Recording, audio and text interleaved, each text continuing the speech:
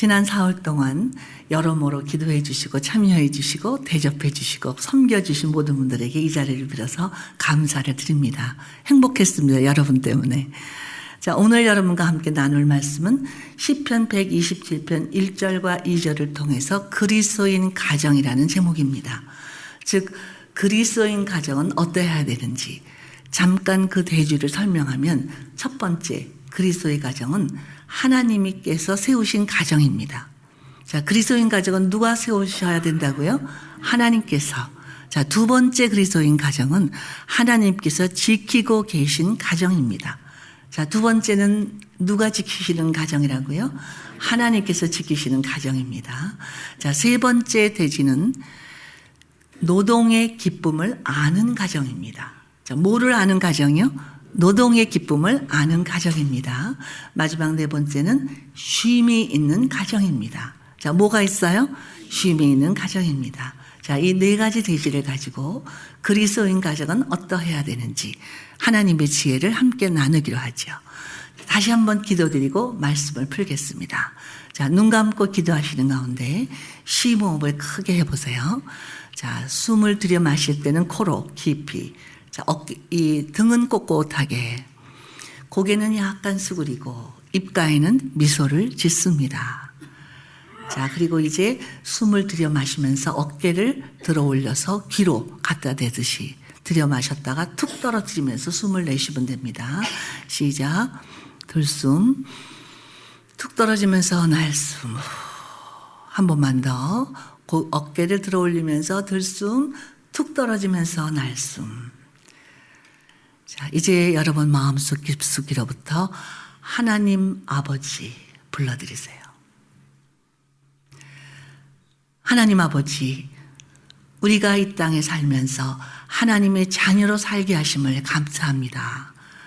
우리가 하나님을 아버지라 부를 수 있는 은혜를 주셨습니다. 하나님 아버지께서 어떠한 사랑으로 우리를 사랑하사 우리로 하여금 하나님의 자녀라 일컬음을 얻게 해 주셨는지요. 이 시간 그 하나님 아버지의 심정을 깨닫는 시간이 되기를 원합니다. 성령으로 임재하시고 이 말씀을 풀어주실 때에 우리 마음이 뜨겁게 하시고 이 말씀이 우리의 능력이 되어 주시옵소서, 상급이 되어 주시옵소서, 생명이 되어 주시옵소서. 예수님 이름으로 기도합니다. 아멘. 자, 첫 번째 그리스도인 가정은 누가 세워야 한다고요? 하나님께서. 자, 여러분 가정은 누가 세우셨을까요? 하나님께서 세우셨겠죠? 자, 그렇게 자신 있게 답변하려면 증거가 필요해요.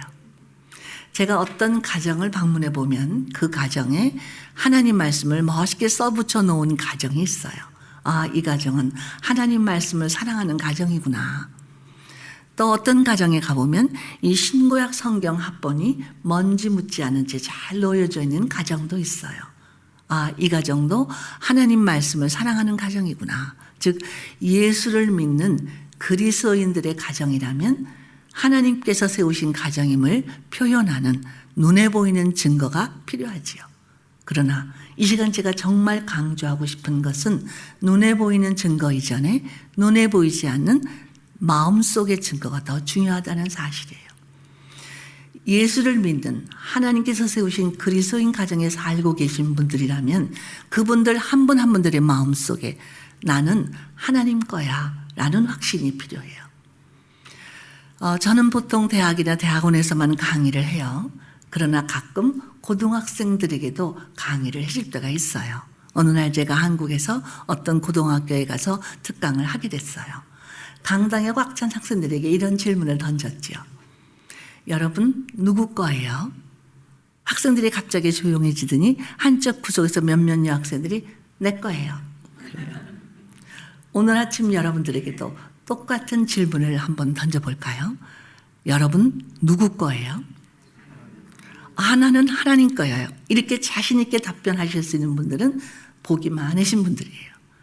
그런데 내 쪽에서 아무리 하나님 거예요 라고 주장을 해도 하나님 쪽에서 너는 내 거다라고 인정해 주시지 않는다면 우리의 주장은 근거가 없을지도 몰라요. 마치 지나가는 여인에게 어떤 꼬마가 당신은 우리 엄마예요. 하고 아무리 주장을 해도 그 여인 쪽에서 너는 내가 낳은 내 아들이야 이렇게 확인해 주지 않는다면 그 꼬마의 주장은 근거가 없는 것과 마찬가지로 여러분 언젠가 하나님으로부터 분명하게 너는 내 것이다 라는 음성을 들으셨어요. 지금 바로 하나님의 말씀인 성경을 통해서 하나님의 음성을 확인해 보기로 하지요. 자, 우리 이사야서 43장 1절을 펴시겠어요. 지금 읽은 본문 말씀 시편에서 조금만 뒤로 가면 이사야서예요. 이사야서 43장 1절. 자, 이사야서 43장 1절을 보면 하나님께서는 야곱아, 이스라엘아 이렇게 개인의 이름을 부르고 계세요. 그 야곱이나 이스라엘이라는 이름 대신에 여러분 각자 자신의 이름을 대입해서 개인적으로 묵상을 해보기로 하죠. 자, 이사야서 43장 1절을 각각 자신의 이름을 대입해서 함께 묵상해 보겠습니다. 시작. 은순아 너를 창조하신 여호와께서 이제 말씀하시느니라. 은순아 너를 지으신 자가 이제 말씀하시느니라. 너는 두려워 말라. 내가 너를 구속하였고 내가 너를 지명하여 불렀나니 너는 내 것이다. 하나님께서는 이 시간 여러분 한 사람 한 사람의 이름을 불러주시면서 너는 내 것이다 라고 말씀하고 계세요. 어떤 것이 내 것이 되려면 둘 중에 한 가지 이유는 있어야 돼요. 자, 이것을 내가 내 거라고 주장하려면 내 손으로 만들면 이건 내 거예요. 내 손으로 만들지 않았다 손치더라도 값을 치르고 사왔으면 이건 내 거예요. 하나님께서는 아무런 근거 없이 우리를 향해서 너는 내 것이다 라고 말씀하시는 것이 아니라 이 두 가지 이유를 다 가지고 이중적인 근거를 가지고 너는 내 것이라 말씀하고 계세요. 첫째로 하나님께서는 우리를 친히 만들어 주셨기 때문에 우리는 하나님 거예요. 자, 여러분 누가 만드셨다고요? 누구의 형상대로 만드셨을까요? 정말 그렇게 믿으시죠? 자, 오늘 교회 나오기 전에 거울 좀 보셨겠죠? 어떤 느낌을 가지고 어떤 기분을 어떤 감정을 가지고 여러분 자신의 모습을 거울에서 보셨어요? 혹시 여러분 가운데 못마땅한 눈으로 에이, 눈이 조금만 컸더라면 더 예뻤을걸, 어디가 좀 더 날씬했더라면 좋았을걸, 이렇게 못마땅한 눈으로 자신을 보신 분은 안 계시겠지요? 왜 그럴까요? 우리가 죄로 타락한 눈으로 세상적인 기준만을 가지고 인간적인 안목으로만 나를 보고 있기 때문에 내 실체를 보지 못하고 있는 거예요. 우리는 이제 믿음의 눈을 떠야 할 때가 됐어요. 자, 믿음의 눈을 떠서 내 모습 속에서 하나님의 형상을 볼 수 있는 사람들만이 내 옆에 있는 사람들의 모습 속에서도 하나님의 형상을 볼 수가 있어요. 자, 여기 참석하신 아내 되시는 분들, 가정에서 남편을 보실 때 어떤 눈빛으로 보고 계세요? 혹시 여러분 가운데 못마땅해서 아유 그냥 자기밖에 몰라 이렇게 흘기는 눈으로 남편을 보신 분 안 계시겠지요? 자, 우리 아내들에게만 질문을 던지겠습니다. 우리 남편들은 누구의 작품일까요? 누구의 형상대로 지음을 받았을까요? 아, 정말 그렇게 믿으세요? 혹시 시어머님 작품이라고 생각하시는 분 안 계시겠지요? 자, 우리의 남편들은 시부모님의 작품이기 이전에 하나님의 형상대로 지음받은 하나님의 작품이에요. 자, 이 교회는 아내들이 더 믿음이 좋은지 남편들이 믿음이 좋은지 한번 시험해 보기로 하죠. 이번에는 남편들에게 질문을 던져볼까요? 자, 우리 아내는 누구의 작품일까요? 역시 남성들이 믿음이 더 좋으신 것 같아요. 자, 우리 아내들도 장인 장모님의 작품이기 전에 하나님의 형상대로 지음받은 하나님의 작품이에요. 남편과 아내가 믿음의 눈을 떠서 서로의 모습 속에서 하나님의 형상을 볼 수 있다면 그 부분은 얼마나 영광스러운 가정을 이루겠어요. 가정에서 여러분 자녀는 어떤 느낌을 가지고 바라보고 계세요? 우리 자녀들이 좀 예쁘게 굴 때도 있겠죠? 그러면요, 아우 제가 날 닮아서 이렇게 똑똑해 그러시고요. 못마땅하면요, 어휴 지 아빠를 닮아서 고집만 세고 그러시는 분은 안 계시겠지요. 자, 우리의 자녀들도 나나 배우자나 어떤 다른 누구를 닮기 전에 하나님의 형상대로 지음받은 하나님의 작품이에요. 자, 이제 여러분 가정 안에서 못마땅하게 보여지는 사람 있으세요? 시어머님께서는 며느님을 어떤 눈으로 보고 계세요? 며느님들은 시어머님을 어떻게 바라보세요? 신우이와 올케 사이는요. 자, 이 교회는 커다란 의미의 가정이에요. 교회에 오셔서 서로를 어떻게 바라보고 계세요? 혹시 여러분 가운데 난 저 집사님 보기 져서 이 교회 나오기 싫어 이런 분 한 분도 안 계시죠? 자, 이제 믿음의 눈을 떠서 내 옆에 있는 믿음의 가족을 바라보시면서 다시 한번 인사를 나눠보겠습니다. 이렇게 해요. 그리스도의 이름으로 사랑합니다. 시작. 그리스도의 이름으로 사랑합니다. 자, 누구를 보셨어요? 어떤 집사님, 권사님, 장로님, 성도님? 나는 하나님 봤어요 하시는 분만 손 들어보세요. 하나님 보신 분 아무도 없네요. 여러분 가운데 마음이 청결한 분은 한 분도 없어요. 성경에는 뭐라 그랬죠? 마음이 청결한 자는 복이 있나니 저희가 뭘 봐요? 하나님을 볼 것이며. 자, 우리가 어떻게 하나님을 볼 수 있겠어요? 인간의 눈으로 하나님을 보면 그 자리에서 죽어요. 우리는 믿음의 눈으로만 하나님을 볼 수 있어요. 이 아름다운 자연들을 통해서 우리는 하나님을 볼 수 있어요. 하나님의 말씀인 성경을 통해서 하나님을 볼 수 있어요. 그리고 더 가까이 하나님의 형상들을 지음받은 이 사람들의 모습을 통해서 우리는 하나님을 볼 수 있어요. 그런데 우리가 매일 보고 있는 이 사람들이 정말 하나님 같대요. 신문지상에서 TV에서 매일 떠들어대고 있는 범죄하는 인간들은 어떻게 된 거지요? 길거리에서 보여지고 있는 사나운 사람들의 모습은요. 아니 심지어 이 예배당 안에도 가정 안에도 아니 내 모습 속에도 바람직하지 못한 그리고 죄로 타락한 그런 흉한 모습들이 나타나고 있잖아요. 왜 그럴까요? 마땅히 영화롭고 완벽하고 아름다워야 할 하나님의 형상들이 죄로 말미암아 깨어지고 찌그러지고 왜곡되어 버렸기 때문에 죄의 형상도 가득 차버렸기 때문이에요. 그래서 하나님께서는 다시 한번 우리를 찾기 위해서 이 땅에 내려와 그 죄와 사망의 권세를 이기고 우리를 다시 사주신 분이 바로 주 예수 그리스도예요. 이 사실을 좀 더 분명하게 이해시켜드리기 위해서 재미있는 이야기를 하나 해드리지요. 어떤 소년이 있었어요. 아주 재주가 많은 소년이었지요. 그 소년이 어느 날 나무 토막 하나를 얻었어요. 와, 이걸로 뭘 만들지? 이 소년은 그 나무 토막을 통해서 배를 만들기로 결심했어요. 그리고 이 나무를 잘 자르고 붙이고 닦아서 멋진 배를 완성했어요. 와, 내가 만든 내 배. 이 소년은 그 배를 가지고 강가로 가져갔죠.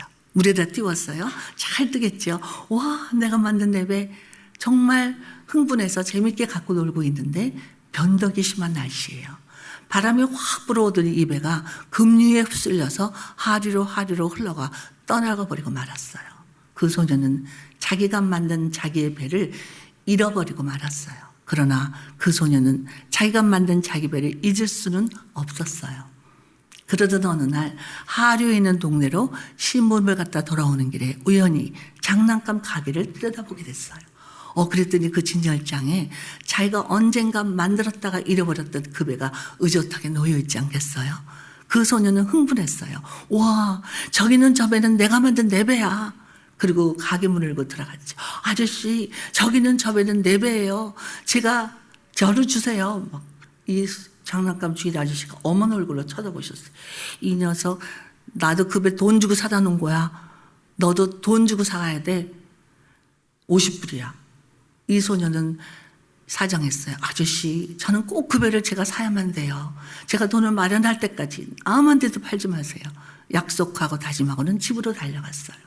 저금통도 뒤지고 또 심부름도 열심히 해서 돈이 모아지자마자 이 소녀는 장난감기로 달려갔죠. 아저씨 딱 돈을 지불하고 이 소녀는 그 배를 다시 사게 됐어요. 그 배를 다시 산 소녀의 심정은 너무너무 만족스럽고 그 배가 너무나 귀하게 여겨졌어요. 그 배를 가슴에 품고 이렇게 얘기했어요. 와, 너는 내 거야. 내가 너를 처음에 만들었기 때문에 내 거였었어. 근데 내가 너를 잃어버렸었어. 이제 내 전 재산을 두고 너를 다시 사온 거야. 다시는 너를 놓치지 않을 거야.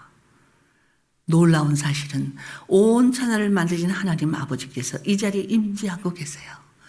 여러분 한 사람 한 사람을 가슴에 품고 그 소년이 그 배를 귀히 여기는 심정보다 더 귀히 여기는 심정으로, 그 소년이 그 배를 값지고 사랑스럽게 느끼는 심정보다 훨씬 더 몇백만 배 더 값지고 사랑스러운 심정으로 여러분 한 사람 한 사람을 향해서 말씀하고 계세요.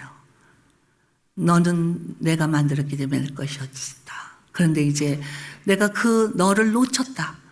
그래서 우리는 바로 그 배처럼 이 내 죄의 소욕을 따라서 세상 물결로 그 마귀의 손에 의해서 흘러가 떠나버려서 We are lost, 잃어버린 바 된 존재가 되고 만 거예요. 그러나 하나님께서는 친히 우리를 만드셨기에 우리를 잊지 아니하시고 다시 한번 이 땅에 내려와 값을 치르고 우리를 다시 사주신 분이 바로 주 예수 그리스도예요.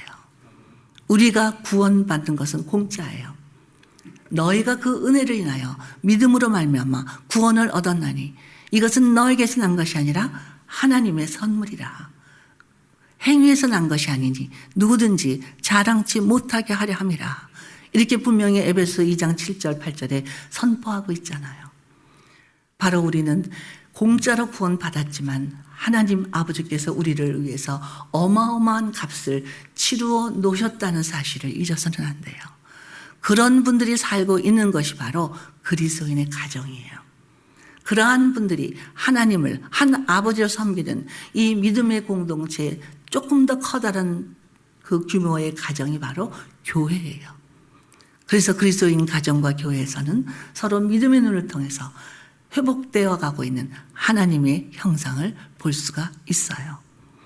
자, 심호흡 다시 한번 크게 하시고 옆에 사람에게 진심으로 이렇게 고백해 드리세요. 당신은 하나님의 놀라운 걸작품이에요. 시작. 당신은 하나님의 놀라운 걸작품이에요. 자, 이렇게 하나님께서 세우신 그리스도인 가정의 두 번째 모습은 하나님께서 이 파수꾼 이 가정을 지키시는 것처럼 친히 가정을 지키고 계시다고 말씀하고 있어요. 자, 누가 우리 가정을 지켜요? 왜 하나님 우리 가정을 지키셔야만 할까요? 그렇죠. 우리 능력만으로는 이 가정을 지킬 수가 없어요. 뿐만 아니라 이 가정을 침해하는 많은 그런 적들이 있다는 거죠. 제가 20년 전에 미국에 와서 공부할 때 부부 사이에 가장 이혼하는 이유는 뭐냐면 대화가 안 되기 때문이다. 커뮤니케이션의 결핍이다라고 나와 있었어요. 근데 10년 전에 이 통계가 바뀌었어요. 부부가 이혼하는 가장 큰 이유가 현대에는 뭔지 아세요? 돈이에요. 바로 이 돈 때문에 부부싸움이 가장 많고 돈 때문에 가정이 이혼되는 일이 너무나 많다는 거죠. 돈은 좋은 거예요. 우리의 삶을 편리하게 해주거든요. 그러나 돈은 좋은 거지만 돈을 사랑하는 인간의 마음이 문제라는 거죠. 여러분에게 가장 소중한 게 무엇일까요? 원숭이들이 있어요. 아주 야갑빠진 동물들이죠. 이 아프리카에서 원숭이를 잡는 비법이 있대요. 아주 날쌔고 약삭빠르기 때문에 원숭이 사냥꾼들이 원숭이 잡기가 참 힘들대요. 그런데 아주 쉽게 잡고 있다는군요. 왜냐하면 원숭이는 욕심이 많대요. 그래서 한 번 손에 쥔 거는 절대 놓지 않는데요. 이제 원숭이가 좋아하는 야자나무를 이렇게 따서 열매를 속을 다 긁어내고 속에다 돌멩이를 몇 개 집어넣어서 다시 매달아 놓으면 원숭이가 그 독특한 야자 열매를 신기하게 생각해서 손을 거기다 싹 집어넣어서 돌멩이를 딱 쥔대요. 자, 근데 주먹을 빼려니까 안 빼져요. 어떻게 하면 빼질 수 있어요? 돌을 놓으면 돼요. 근데 절대 원숭이는 돌을 안 놓는데요. 그래서 결국 다 잡혀간대요. 생명의 위협을 느끼는 거죠. 여러분 손에 쥐고 계신 게 뭘까요? 자, 심호흡 다시 한번 크게 쉬시고 옆에 사람 보시고 놓으세요. 시작. 놓으세요. 자, 우리가 그것을 놓지 않으면 자유함이 없다는 거죠. 성경은 우리에게 약속하기를 진리를 알지니 진리가 너희를 어떻게 해준다고요? 자유케 하리라. 자, 이와 같이 이 가정을 침범하는 많은 요소들이 있어요. 저는 전 세계를 다니면서 이 가정에 대한 말씀을 나누고 있는데 어디를 가나 가정이 몸살을 앓고 있어요. 이혼율은 점점 높아가고요. 제가 10여 년 전 러시아도 갔었죠. 그 당시 러시아는 그 이혼율이 비공식적으로 75%나 된다는 통계가 나와 있었어요. 강사인 저를 소개를 해요. 이렇게 30년 가까이 한 남자랑 산 여자. 이게 공식적인 저의 소개예요. 아주 저를 신기하게 쳐다봐요. 어떻게 30년 동안 한 남자랑 살았느냐고. 근데 이분들은 어떤 가치관을 가지고 있냐면 마음으로 뜨겁게 애정을 느끼지 못하면 함께 살 필요가 없다라고 생각을 하고 있어요. 그 당시 러시아의 정년기는 결혼 정년기가 18세 내지 19세. 그런데 저를 통역하고 있던 그 3세 고려인이라고 그러죠. 이 3세 고려인이 벌써 30밖에 안 됐는데 2번이나 이혼을 했다는 경력을 가지고 있었어요. 제가 하나님 말씀을 선포했을 때 이 통역하는 분부터 회개하기 시작해요. 그리고 그들은 이렇게 고백을 해요. 우리가 오늘날 이렇게 비참하게 된 것은 정치적인 이유도 경제적인 이유도 아닙니다. 하나님 말씀의 원리를 우리가 잃어버리고 살기 때문입니다. 그리고는 저에게 다시 와달라는 그 초청을 아직도 제 마음에는 빛처럼 남아있죠. 오늘날 러시아뿐이 있겠어요. 한국도 미국도 중국도 많은 동남아 국가들도 유럽도 모든 사람의 마음속에 이 가정이 어떠해야 된다는 원리를 잊어버리고 있다는 거죠.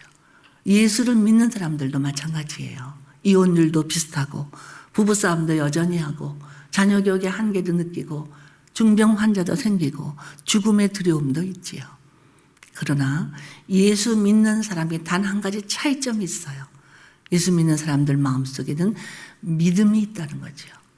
그래서 이 세상에서 예수 믿는 사람이 고난을 받고 위기도 오고 또 아픔도 있지만 우리는 절대로 실망하거나 포기하거나 좌절할 필요가 없다는 거죠. 왜냐하면 이 그리스도인의 가정은 하나님이 세우셨고 하나님이 지키고 계시기 때문이에요. 지금 여러분 가정에 어떤 고난인지 모르겠어요. 그러나 한 가지 분명한 것은 그런 고난 뒤에는 하나님께서 축복을 주시기 위해서 준비하고 계시다는 믿음이 필요하다는 거죠. 자, 다시 한번 심호흡 크게 해봅니다. 그리고 옆에 사람에게 이렇게 확인해 주세요. 당신의 가정과 교회는 지금도 하나님이 지키고 계세요. 시작. 당신의 가정과 교회는 지금도 하나님이 지키고 계세요.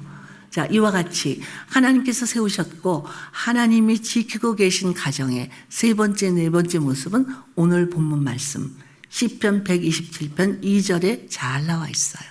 자, 2절 보니까 너희가 언제 일어난다고요? 아침에 일찍이 일어나며. 자, 여러분 얼마나 일찍 일어나세요? 예수 믿는 사람들은 아침에 일찍 일어나야 돼요. 일찍 일어나는 사람은 하루를 길게 살아요. 자, 여러분 가운데 새벽기도 나오시는 분 손으로 보세요. 하지 않겠어요. 그냥 마음으로 나다 하고 긍지를 느끼시면 돼요. 이 한국 교회의 성장에 대해서 전 세계의 교회 성장 학자들이 연구를 했어요.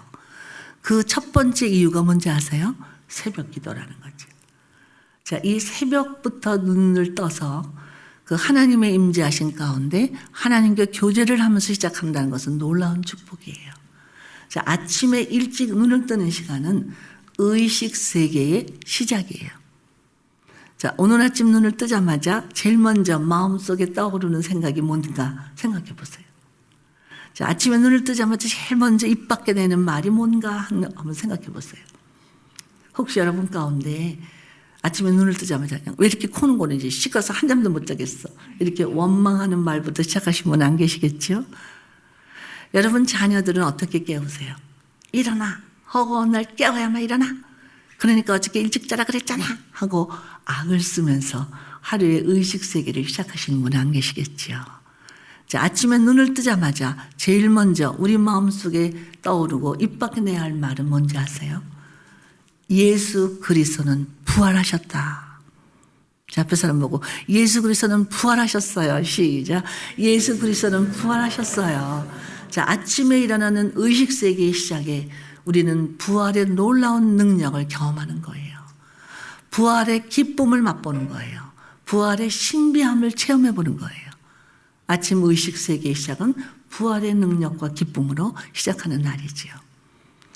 자, 이렇게 그 능력으로 일어난 사람들, 그분들 마음속에 그 부활절말이 아니라 매일 아침 우리는 부활의 기쁨을 누려야만 돼요. 제가 유럽 전역을 다니면서 이 말씀을 전했는데 그때 로마를 가게 됐어요. 로마에 한인교회가 있어요. 거기는 이 로마가 워낙 유명한 관광지가 돼서 많은 그 유명하다고 소개하는 그런 강사들이 다 스쳐 지나간대요. 거기에 안수 집사님이 한 분 계세요. 예배를 담당하는 분이시래요. 근데 그분 직업은 관광 그 안내원이고 또 관광회사의 사장님이셨어요. 근데 저는 이제 그분을 잘 개인적으로 모르는 상태에서 이제 말씀을 전했는데 이렇게 아주 등치도 좋으시고 이렇게 막 진지하신 그런 분이 막 필기를 열심히 하시는 거예요. 그래서 저는 굉장히 말씀을 사모하는 분이라고 생각을 했지요. 근데 나중에 끝난 다음에 이분이 저한테 와서 고백을 하세요. 이분이 왜 필기를 시작했냐 하면 너무나 많은 사람들이 지나가니까 좀 기분이 언짢대요. 도대체 우리 교회는 무슨 나그네 주막집인가 막 이러면서 아무나 세운다고 막 화를 내셨는데 이제는 여자까지 세우는구나 이렇게 화가 나셨대요. 그래서 한마디만 잘못하면 끌어내려야지. 그리고 필기를 시작하셨는데 필기를 하시다 보니까 은혜를 받으신 거죠. 그래서 마음이 다 녹았어요. 그리고 와서 사과를 하셔요. 자, 그러면서 그 미안한 마음 때문에 이틀 동안 로마를 아주 구석구석 저한테 관광 안내를 해주셨어요. 자, 이분에게 관광 안내를 받는 동안 가장 인상 깊었던 곳이 뭐냐면 카타콤베예요. 그곳은 옛날 로마 황제 시대에 핍박받던 그리스도인들이 숨어 살던 지하 무덤이었어요. 자, 이곳에 예수 믿는 사람이 숨어 살았는데 이분이 관광 안내를 하면서 이곳에서 너무나 은혜를 받은 거죠. 아, 예수님은 정말 부활하셨구나. 그 증거를 본 거예요. 그러고 나서 있으면 예수님을 영접했고 그리고 교회에서는 안수 집사님이 되어서 예배위원장까지 섬기고 있었어요. 이분에서들은 카타콤베에 유명한 일화가 있어요. 이제 정보를 듣고 로마 병정들이 이것을 급습할 때가 있대요. 그런데 이 카타콤베는 지금도 그 모든 구석구석을 다 발견하지 못하고 있대요. 그래서 안내원을 통과하지 않으면 지금도 들어가면 잘못 들어가면 미로에 빠져서 전혀 다시 찾아 나올 수가 없다는 분이요. 그래서 로마 병정들이 급습을 해도 그 입구에는 몇몇 예수 믿는 사람밖에는 체포할 수가 없대요. 그래서 그 당시 예수를 믿다 체포당하면 앞 광장에서 십자가 처형을 당하는 거예요. 십자가 처형은 너무나 잔인한 사형법이래요. 그래서 금방 죽는 것이 아니라 그냥 그 온몸의 생명의 진액이 다 빠져나올 때까지 고통을 당하고 끝내 죽게 되는 잔인한 사형법이래요. 이렇게 예수 믿는 사람들이 십자가 처형을 당하고 나면 이제 로마 병정들이 어두워지면 가버린대요. 그러면 숨어있던 이 그리스도의 자녀들이 나오는 거예요. 그리고 고통 가운데 죽어가고 있는 엄마 아빠 십자가 발밑에서 눈물을 흘리며 엄마 아빠를 부르고 있는 거죠. 그럴 때 고통 가운데 십자가 위에서 죽어가고 있는 예수 믿는 사람들은 자기 자녀들을 내려다보면서 무엇이라고 마지막 유언을 남겼을까요?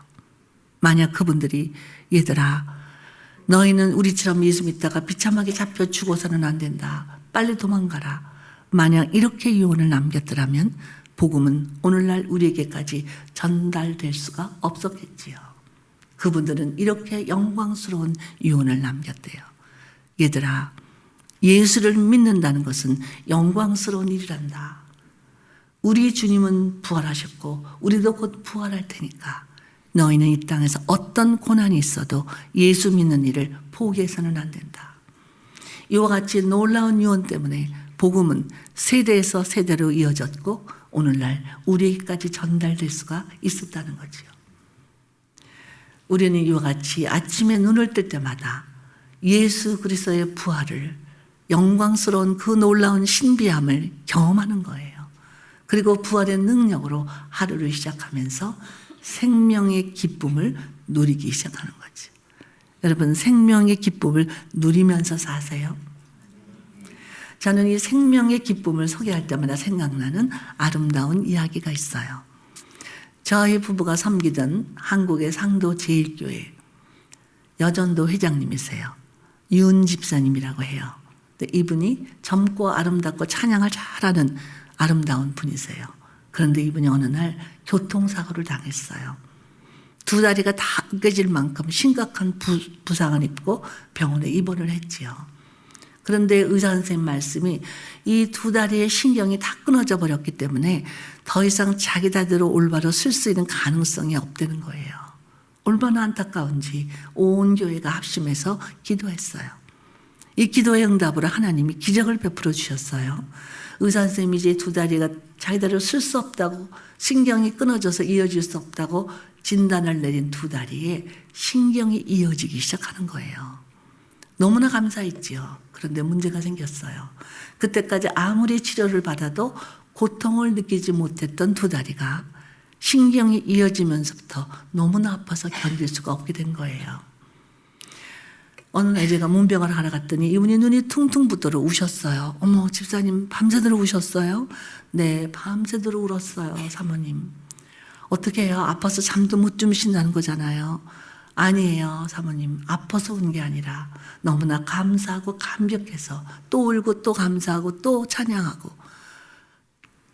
제가 깜짝 놀라서 어떻게 해요? 그랬더니 이분이 이래요. 너무나 아프더래요. 밤이 되니까 더 아프더래요. 그런데 갑자기 이 고통을 느끼는 순간, 아, 내 두 다리가 다시 살아났다는 증거구나. 하나님께서 내 두 다리를 다시 한번 살려주셨구나. 이 사실을 깨닫고 나니까 아프면 아플수록, 고통스러우면 고통스러울수록 너무나 감사하고 감격해서 또 울고 또 눈물 흘리고 또 감사 기도를 했다는군요. 여러분 살아계시지요? 그래서 고통을 느끼실 수가 있는 거예요. 내가 살아있을 뿐만 아니라 내 곁에 누군가와 함께 살아있기 때문에 갈등도 있어요. 우리 아내 되신 분들 남편 때문에 속상할 때 많으시지요. 자, 그럴 때 심호흡을 한번 해보세요.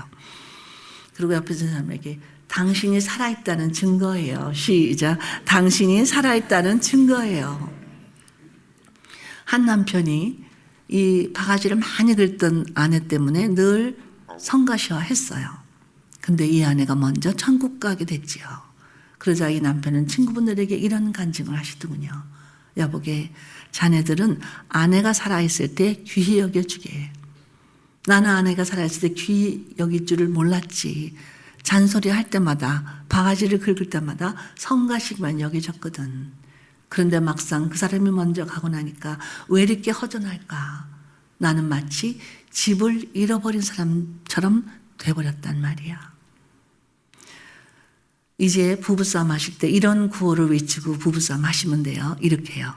우리는 지금 추억을 만들고 있는 거예요. 시작.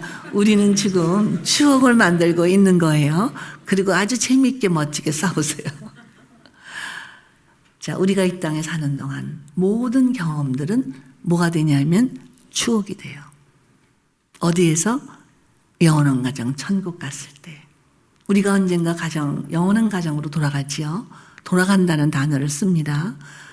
그래서 얼만큼 천국에서 오래 사실 거예요? 영원히 사는 거예요. 그 영원이라는 시간이 얼마나 긴지 상상이나 해보셨어요? 저는 그 초기에 이런 걱정을 했어요. 그렇게 영원히 사는데 뭐하고 사나? 지루할까봐. 저 남편이 별 걱정도 안 해. 그랬는데 우리 천국 가서 그 영원 시간 동안 뭐 하면서 살 것 같아요? 찬양을 하겠지요. 또요, 감사를 하겠지요. 또요, 이야기도 나누겠지요. 무슨 이야기 나눌 것 같아요? 이 땅에서 어떻게 살아왔는지. 그래서 우리가 많은 경험을 할수록 우리는 천국 가서 인기 있는 사람이 될 거예요. 제 앞에 사람 보시고, 우리는 천국 가서 인기 있는 사람이 될 거예요. 시작. 우리는 천국 가서 인기 있는 사람이 될 거예요. 자, 어떤 꼬마가 소풍을 갔어요. 그래서 아무것도 한 거 없이 그냥 재미도 없이 그냥 지루하게 놀다가 도시락만 까먹고 돌아왔어요. 물어보죠. 요번 소풍 어땠어? 그러면 에이, 시시했어. 이러겠지요. 근데 이 꼬마가 소풍을 갔다가 길도 잃어버려서 헤매보고, 뱀이 나와서 막 날 살려러 도망도 가보고, 도시락도 엎어서 막 배도 고파보고, 친구들이랑 싸움도 해봐서 막 가슴 아파하기도 하고, 이러다가 정신없이 집에 돌아왔어요. 물어보죠. 요번 소풍 어땠어? 그럼 뭐라 그래요? 굉장했어요. 자, 여러분이 이 땅에서 어떻게 살고 계세요? 심호흡을 크게 하시면서. 당신도 내 추억의 일부예요. 시작. 당신도 내 추억의 일부예요. 그렇다면 우리가 이 땅에서 아침에 일찍 일어나고 그 다음에 어떻게 한다고? 저녁에 늦게 자요. 이 저녁에 늦게 눕는 시간은 무의식 세계의 시작이에요. 이것은 얼마나 정신건강에 중요한 시간인지 몰라요. 잠자리에 들 때 여러분 마음속에는 무엇이 가득 채워져 있을까요? 혹시 여러분 가운데 방금 끈 연속국을 묵상하면서 주무시는 분은 안 계시겠지요. 초등학교 5학년 다니는 딸아이가 학교 갔다 오더니 이러더래요. 엄마, 난 시집 가고 싶어. 그러더래요. 그래서 엄마가 왜? 막 그랬더니 엄마처럼 텔레비전 좀 맘대로 보고 싶어서 그러더래요. 얼마나 바람직하지 못한 엄마의 모습인지. 자, 우리가 우리 자녀들에게 절제시키고 싶은 모습이 있다면 우리 자신들이 먼저 절제하는 모습을 보여야겠지요. 이 잠자리에 드는 시간, 우리는 우리 자녀들의 마음속에 그 놀라운 하나님의 사랑과 또 부모님의 사랑으로 가득 채워줘야 돼요. 저는 네 아이를 기르면서 이 한 가지 원칙을 늘 지켰어요. 아무리 제가 바쁘고 분주해도 잠자리에 들기 전에 우리 자녀를 손잡고 축복 기도를 해주는 것. 여러분에게 숙제로 내드리겠습니다. 오늘 밤부터 매일 저녁 잠자리에 들기 전에 우리 아이들을 위한 축복 기도를 구체적으로 하세요. 이 아이의 연령이 어리다면 여러분 그 아이의 손을 잡든 아니면 이마에 안수를 하든 또 뭐 발이락도 붙잡고 아이의 이름을 부르면서 구체적으로 축복 기도를 해주세요. 그리고 아이가 만약 우리 가정을 떠났다든지 아니면 결혼해서 자기 가정을 이루어서 없다면 그럼에도 불구하고 우리 자녀는 우리는 잊을 수가 없죠. 이 부모님은 축복의 통로가 되도록 우리 자녀들을 위해서 하나님께서 존재하게 만드셨거든요. 자, 심호흡 크게 하시면서 옆 사람 보시고 축복의 통로만 될 거예요. 시작. 축복의 통로만 될 거예요. 자, 여러분들에게 드리는 마지막 과제인데 이 과제를 검토하시는 분은 신방하시는 목사님께서 해주시면 됩니다. 어떻게 자녀를 위해서 구체적으로 축복 기도를 해주고 있는지 하루도 쉬지 말고 잠자리에 들기 전에 축복 기도를 해주시고 어린아이들이 우리 가정에서 자라나고 있다면 그 아이 마음속에 확인을 해주세요. 하나님을 널 사랑하시고 나도 널 사랑한다 이렇게요.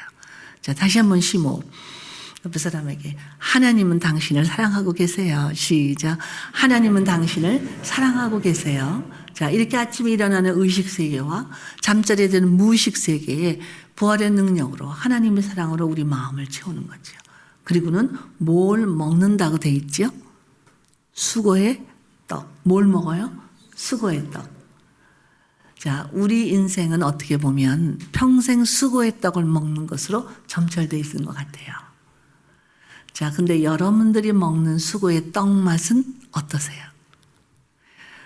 어떤 주부가 마켓에서 장을 보는데 제가 뒤에 우연히 그 두 사람의 주부들의 대화를 듣게 됐어요. 이렇게 얘기해요. 아유, 오늘 저녁은 또 뭘 해 먹어? 아유, 지겨워. 오늘 또 뭘 사야 돼? 아유, 지겨워. 제가 보니까 이분들이 매일 그 저녁 준비를 하면서 지겹다고 하면서 하시는 거예요. 그래서 이렇게 안 하다가 우리 학교에 딱 데려다 놓고 교육을 좀 시키고 싶다는 생각이 들었는데 여러분 내가 매일 하는 이 일들을 막 지겨워하고 짜증내고 불평하고 억지로 한다면 그 떡 맛은 어떨까요? 쓰디쓰고 맛없는 수고의 떡이 배려 보이고 말 거예요. 자, 우리가 먹는 수고의 떡은 기쁨의 떡으로 사랑의 떡으로 소망의 떡으로 바꿔야 할 지혜가 필요하죠. 여러분 자녀 교육만큼 수고의 떡을 먹는 일이 어디 있어요? 한번 생각해 볼까요? 만삭이 되면 누워도 힘들고 일어나도 힘들고 그냥 빨리 났으면 그러거든요. 그럼 옆에서 어른들 뭐라 그러세요? 얘야 그래도 뱃속에 있을 때가 더 편하단다. 낳고 나니까 무슨 말씀인지 알지요? 자, 이제 빨리 자라라 빨리 자라라. 그래서 이 아이들이 청소년기가 되면 또 빨리 자라라 빨리 자라라. 대학생만 되면 편해지겠지. 결혼만 시키면 끝나겠지. 결혼시키고 나니까 자녀가 또 생기잖아요. 이 자녀를 기르는 수고의 떡은 평생 이어지는 수고의 떡이에요.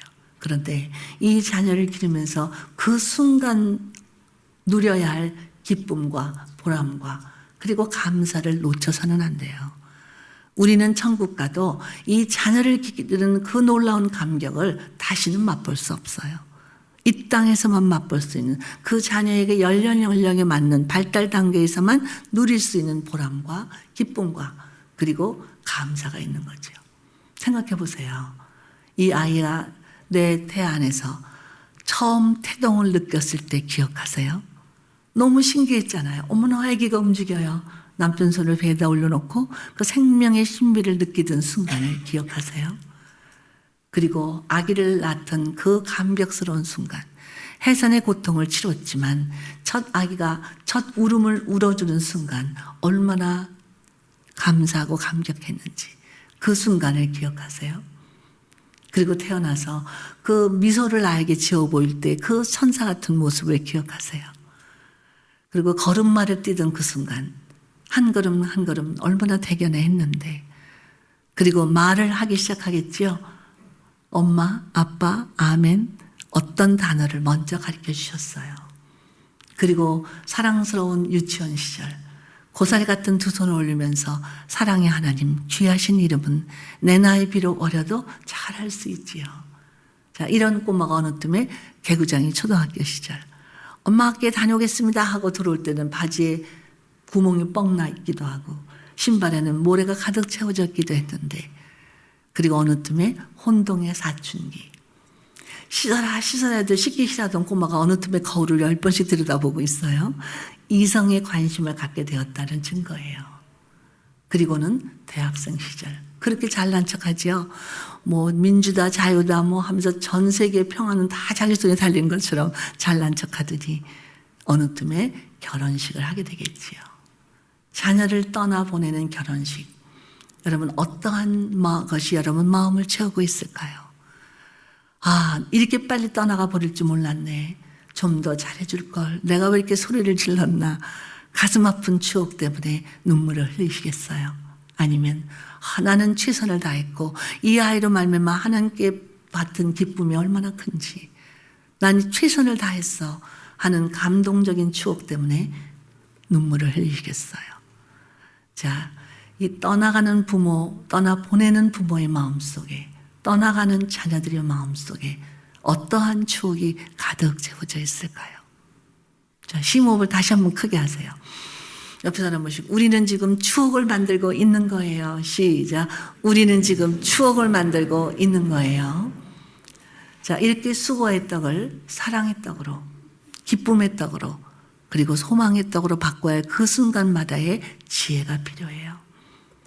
자, 그리고 나서 하나님 우리에게 약속을 하고 계시지요. 그 사랑하는 자에게 뭘 주시겠다고요? 잠을 주시겠다고요. 지금 이렇게 보니까 아침 시간이라 그런지 조신 분이 한 분도 없네요. 그래도 혹시 졸리신 분 계시면 그냥 마음 놓고 푹 주무세요. 괜찮아요. 한 가지만 깨닫고 주무시면 돼요. 아, 이 순간도 하나님께서는 나를 사랑하시는구나 하고 주무시면 돼요. 하나님은 누구한테 잠을 주신다고요? 사랑하는 자에게. 자, 우리가 잠을 잘 수 있다는 것이 얼마나 놀라운 일인지 생각해 보셨어요? 참 신기해요. 잠은 매일 밤 자잖아요. 그래도 또 졸려요. 그리고 또 잘 수 있어요. 하나님의 사랑을 한 번만 깨닫고 끝나는 게 아니에요. 우리 평생 하나님의 사랑이 기본이 돼서 우리의 삶은 이어지고 있잖아요. 자, 그런데 어느 날 잠자리에 누웠어요. 아, 빨리 자야 되는데 내일 할 일도 많은데 그런데 엎치락 뒤치락 아무리 잠을 청해도 잠이 오질 않아요. 왜 그렇죠? 내가 다른 문은 다 단속을 했는데 단속할 수 없는 문이 하나 남아있기 때문이에요. 무슨 문일까요? 마음의 문. 이 마음의 문은 단속이 잘 안 돼요. 하루 종일 만났던 사람들이 내 마음을 드나들기도 하지요. 하루 종일 일었던 사건들이 내 마음을 드나들기도 해요. 그뿐인가요? 내일에 대한 두려움과 불안들이 걱정들이 이 마음을 가득 채우지요. 그래서 이 마음에 쉼이 없는 거예요. 이것은 마치 예수님께서 십자가에 달려 돌아가신 다음에 11제자들이 모여있던 다락방의 모습과도 같아요. 그들은 대문, 방문, 창문 다 닫아 걸었어요. 그러나 그들의 마음 문은 닫혀지지 않았어요. 그들은 죄의식으로 괴로웠어요. 나는 우리 주님을 3번이나 부인하고 말다니. 나는 더 비겁해. 주님 곁에 따라갈 생각도 못했거든. 그리고 그들은 두려웠어요. 내일부터 우리는 어떻게 산단 말인가. 예수님을 잡아 죽인 유대인들이, 로마인들이 우리는 가만두지 않을 텐데 말이야. 바로 그때 다처짐을 다 통과하고 그들 앞에 서신 분이 한 분 계세요. 누구죠? 그냥 예수님 하면 안 돼요. 어떤 예수님? 부활하신 예수님. 부활하신 예수님께서 그 다처짐을 다 통과하고 그들 앞에 서셨어요. 그리고 양손에 못자국을 보이시면서 그들을 향해서 말씀해 주셨죠. 너희에게 평강이 있을지어다. 예수님은 부활하셔서 처음 제자들을 만나셨을 때 그들을 나무라지 않으셨어요. 그들을 꾸지람하거나 그들에게 명령을 내리지도 않으셨어요. 예수님께서는 예수님의 사람들을 사랑하시되 끝까지 사랑하셨다고 성경은 증거하고 있어요. 예수님은 바로 그 자리에서 그 제자들에게 가장 필요한 것이 무엇인지를 아셨고 그것을 먼저 채워주기를 원하셨어요. 바로 평강이 있을지어다. 우리도 어느 날 죄의식 때문에 잠을 이루지 못하는 그날, 내일에 대한 불안과 염려 때문에 잠을 이루지 못하는 그날, 믿음의 눈을 떠서 지금도 살아계시는 우리 주님의 모습을 보기만 하면 돼요. 우리는 더 이상 죄의식으로 괴로워할 필요가 없어요. 우리 죄가 용서되는 것은 우리가 기준이 아니에요. 바로 우리 대신 십자가에 달려 돌아가시고 우리의 죄의 값을 치러주신 그 하나님, 그 예수님 부활하셔서 지금도 양손에 못자국을 보이시면서 우리를 위해서 하나님 보좌 앞에서 우리를 위한 중보의 기도를 하고 계시다는 사실 때문이지요. 이와 같이 우리는 내일을 불안해하거나 두려워할 필요가 없어요. 왜냐하면 우리가 믿는 하나님은 지금도 부활의 능력을 가지신 살아계신 그 하나님이시기 때문이지요. 자, 이와 같이 예수님의 십자가와 부활로 우리 마음에 쉼이 이루어진 분들은 우리가 살고 있는 이 가정과 교회를 쉬는 장소로 만들 수가 있지요. 자, 여러분의 가정은 어떤 종류의 가정일까요? 매일 시끄럽고 지저분하고 악만 쓰는 돗대기 시장 같아요? 아니면 값비싼 가구 딱 늘어놓고 꼼짝도 하지 못하게 하는 백화점 진열장 같아요? 우리의 가정은 돗대기 시장도 백화점 진열장도 아니에요. 우리의 가정은 쉬는 장소가 돼야지요. 우리가 이 가정을 쉬는 장소로 만들려면 값비싼 가구나 호화로운 장식품 필요한 게 아니에요. 그 가정에 먼저 들어와 있는 사람들이 나중에 들어오는 사람을 환영할 준비를 해야지요. 제가 이 교회에 들었을 때마다 정말 깔끔하게 단장한 그런 우리 안내 직분을 맡으신 분들이 그렇게 환한 모습으로 환영하는 그 인사를 마칠 때마다 와, 이 교회는 정말 사람들이 올 만한 환영할 준비가 되어 있는 아름다운 쉴 수 있는 장소구나. 자, 이 교회는 조금 더 커다란 의미의 가정이잖아요. 자, 여러분들은 이 가정에서 내가 먼저 집에 들어와 있을 때 나중에 들어오는 가족들을 어떻게 맞이하세요? 혹시 아내가 먼저 집에 들어와 있는데 남편이 들어와요. 혹시 다른 때보다 좀 일찍 들어올 때도 있어요. 그럼 뭐라고 맞이하세요? 아이고 오늘 웬일이에요? 해가 서쪽에서 뜨겠네 하고 야유하세요. 또 남편이 좀 늦게 들어올 때도 있겠지요. 그러면요. 허구한 날 늦느냐고 바가지부터 긁어요. 혹시 남편이 먼저 들어와 있는데 아내가 좀 늦어요. 그럼 뭐라 그러세요? 여자가 왜 이렇게 늦게 다니냐고 호통부터 치세요. 여러분 자녀들은 어떻게 맞이하세요? 엄마 학교에 다녀왔어요. 그러면요. 손 씻고 공부해. 그러신 분은 안 계시겠지요. 저희 남편이 목회를 하기 전에 출퇴근 시간이 일정했던 회사원이었어요. 이제 그 당시 우리 아이들은 큰아이가 초등학교 5학년, 막내는 2돌도 안 됐을 때였죠. 우리 아이들이 아버지가 나갔다 돌아오시면 아버지 안녕히 다녀오셨어요? 하고 인사를 해야 되는데 2돌도 안 된 꼬마가 말도 잘 못해요. 그리고 너무 길어서 리듬이 잘 안 맞아요. 저는 그때도 뭘 가르쳤냐면 영어를 가르쳤어요. Welcome home. 환영한다는 의미지요. 저 앞에 사람 보고 연습 좀 해보세요. Welcome home. 시작. Welcome home. 혹시 미국에 살고 계시니까 영어를 잘하시네요. 저희 남편은 집에 돌아오면 현관 앞에 딱 서서 하고 기침소리를 하거든요. 그럼 온 가족이 현관 앞으로 달려가요. 아빠가 문을 딱 여는 순간 우리 큰딸이 지휘자예요. 시작하면 우리는 Welcome home 하고 합창을 하지요. 그 소리를 들으면서 저희 남편이 간증을 해요.